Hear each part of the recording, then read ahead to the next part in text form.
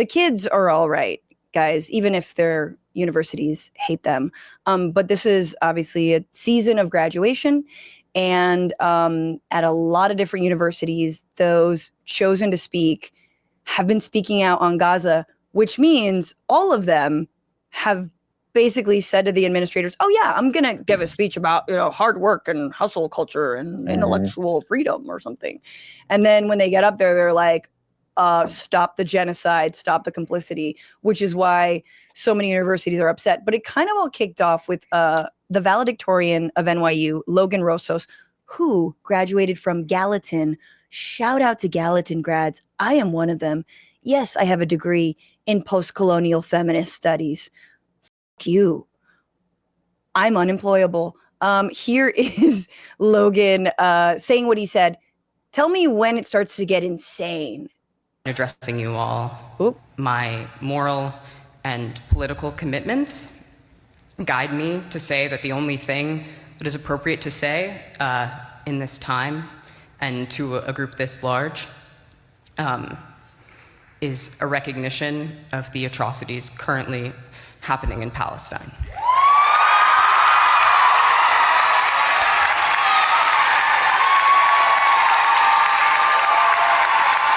Massive applause, obviously.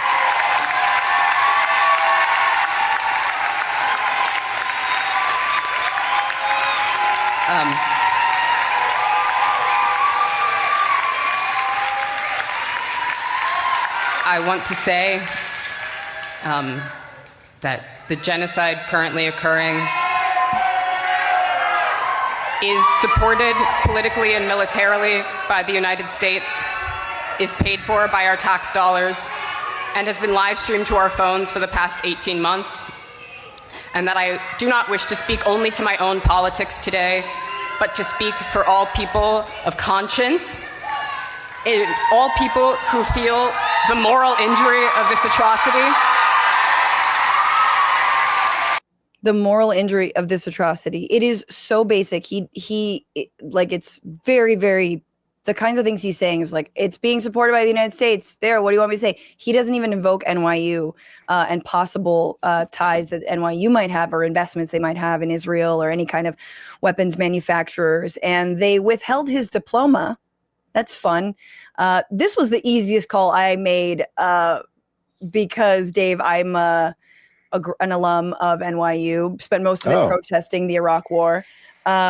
So it was the easiest call for me because I was like, oh, I'm picking it. Hello, admission. Like I would call everybody up in there the day that I found this out. And look, actor Zach Woods just kind of, this is so great. He had not spoken out, I believe, about Gaza, but this little NYU takedown, I have to show because it's awesome. This week, my alma mater, NYU, heroically withheld the diploma of one of their students who used their graduation speech to speak out against war crimes. Bravo. And to that student, I ask, did NYU teach you nothing? Your values are for brochures and for marketing, not for real-life enactment, you silly fucking goose. NYU is about impoverishing your family with ludicrous tuition bills while developing a severe addiction to ketamine and manga websites and falafel. It's about the romance of going to the Wells Fargo that used to be CBGB's and taking money out of the ATM and using it to buy ayahuasca from a finance major named Coleridge Eaton. Or Eaton Coleridge, you'll never be 100% sure. And he claims he's a shaman because one of his nannies spoke Portuguese. So you follow Coleridge or Eaton into the dormitory that used to be the Triangle Shirtwaist Factory. It did. Where you do the ayahuasca and get the trip of a lifetime until you spot in the corner a translucent little girl sitting at a loom. And she's giving you a very shitty and judgy look, which traumatizes you. So you go to the counseling center where you tell them about this horror and you're put on a list and suspended because you're a financial liability and a suicide risk because the shitty loom girl told you that you're living an expensive, empty cliche. You're living in an expensive, empty cliche. I just had to get to that part because it's so true. NYU is an expensive, empty cliche. Do not go there. Do not send your kids there. It's bullshit. They can go live in New York City after they graduate from someplace far more affordable and better scholastically, academically. But anyway, I just love that. But there is more. This is George Washington University student Cecilia Culver, who is now also being investigated for this speech, and it goes a little harder in the paint. For over a year, we have watched a genocide be committed against Palestinians.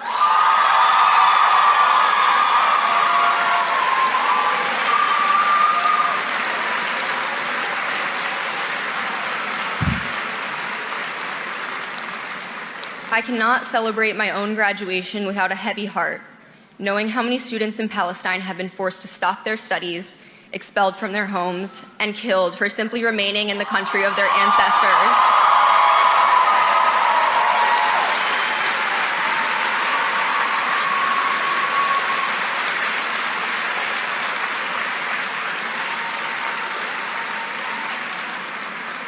The horrors unfolding halfway across the world may be easy to ignore for those lacking a moral backbone.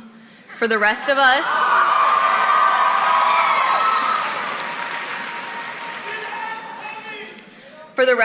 these atrocities cause us to take stock in our own complacency in the imperialist system. I am ashamed to know my tuition is being used to fund genocide. I'm going to say that again. I am ashamed to know my tuition is being used to fund this genocide. So we got to get rid of schools, dude. We got to get rid of universities. How much trouble are they in? Like, did they not hear the cheers? Did they hear the boos of the Columbia president at their graduation? Like, they've broken it. Yep. That's what they don't get. They've broken America. They've broken the West. They are completely disconnected from the youth and the left. There's no coming back. No, and played in beautifully to a Trumpian like world order now. With it's like, oh, we're just going to put you under, some sort of like decree, or we're going to put you basically like Columbia University under supervision, direct supervision, to make sure you're not being anti-Semitic / giving too much credence to the Palestinians. So George Washington University sent out an email apologizing to the graduates and families that their time of special celebration was disrupted.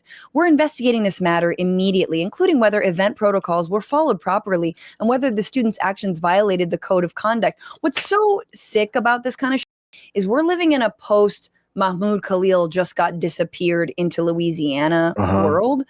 And to your point about Columbia student, let me just play this little clip of that president, the acting president, Claire Shipman, who's being booed. This is like mid-boo. We're like a minute into the boos, and then they break out into chants. And I know we have a strong, strong tradition of free speech at this university.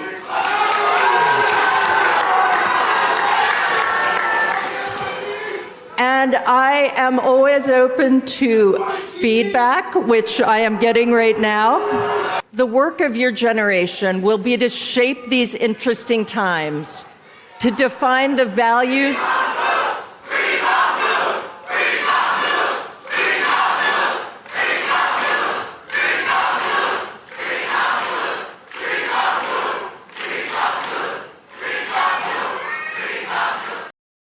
Hey, there they go. Yeah. First of all, she like personifies awful. Like, just everything about her just seems condescending and ugly. And the way she is just like, yes, do your little thing. They feel untouchable. They're not untouchable, but they're like, read some history. What you're doing is, this stuff doesn't end well for you. It just doesn't. No. And again, I mean, I'm joking when I say we need to do something about these universities, but you hear them say imperialism. You're like, oh boy, that's going to get you investigated by, Kash Patel. They're already, trying to sell off TikTok to the highest bidder because of the free speech around Palestine. Liberals were along for that ride. A lot of them, not all of them.